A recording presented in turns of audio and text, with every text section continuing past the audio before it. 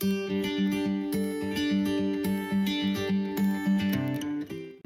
there, welcome to A Special Life.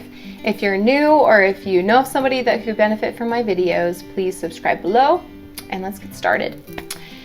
For this video, I wanted to give a little bit of a pep talk to all you moms and caregivers who are taking care of a special child and give a couple coping ideas that have helped me a lot from taking care of my child.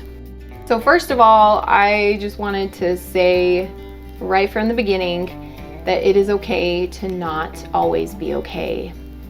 You have a hard trial to take care of a child or a baby that has special needs that is not normal for other babies is extremely hard. It is. It's exhausting and you feel inadequate a lot, and that's okay.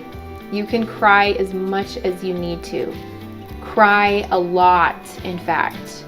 I know for me, I think I cried every single day, multiple times a day for those first couple weeks.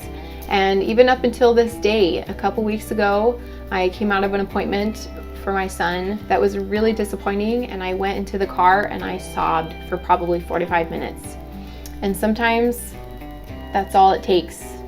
Something that is so important and crucial for your sanity and your mental health is finding something for you. For me, I found that running and doing physical exercise, biking, was something super important for me, because your brain needs something different than just the day-to-day things that you have to do. And this is the same for any parent, but especially when you have a special child who is very needy and very high maintenance.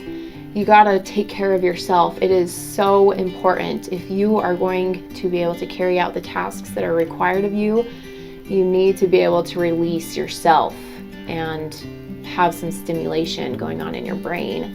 Whether it's a craft or baking, or if you do like exercise, anything that is going to help you specifically, find it. And if it's 15 minutes here or there, or an hour once or twice a week, find what is going to work for you and then do it. One of my prized possessions is my Levi notebook. I got this when Levi was about 2 months old, and I wish that I had gotten it sooner, honestly. When I was pregnant with him, I wish that I had started right from there and written down all my thoughts about having him, and then was able to take it with me to the hospital. Because when we first had him, we learned so much information about how to take care of the OG tube and the oxygen and the monitor, and then with the G tube, and then, I mean, it just kept piling on and on. And so I finally got a notebook so that I could write everything down, and it has kept everything so much more organized and kept me more sane.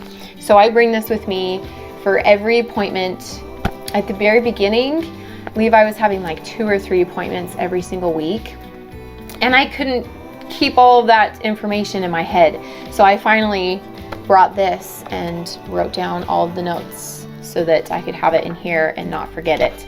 I even have a full page of all 14, I know it's ridiculous, but all 14 of his doctors that he sees, and their numbers and where they're located, everything. This is such a wonderful tool, and I would encourage you to get one. Whether your child is a year old now, I would still start right now and maybe write down all the things leading up to this point, because you're gonna wanna look back on this and remember those hard days and all of those things that you had to remember, because all those little details are going to be really cool to show your child someday when they're old enough to understand.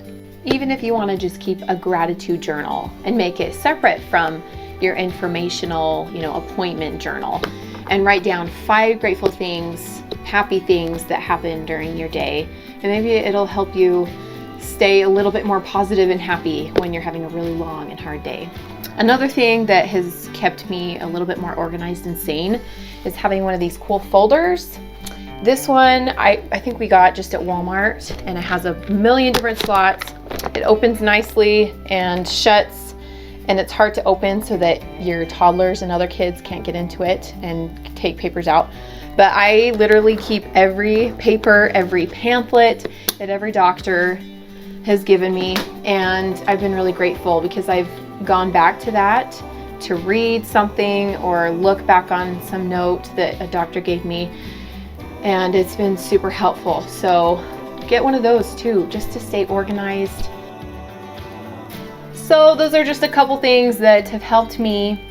I hope it benefits you in any way. If you have any suggestions or things that have helped you the best, please put them in the comments so that others can read them and we can help each other out to get through this.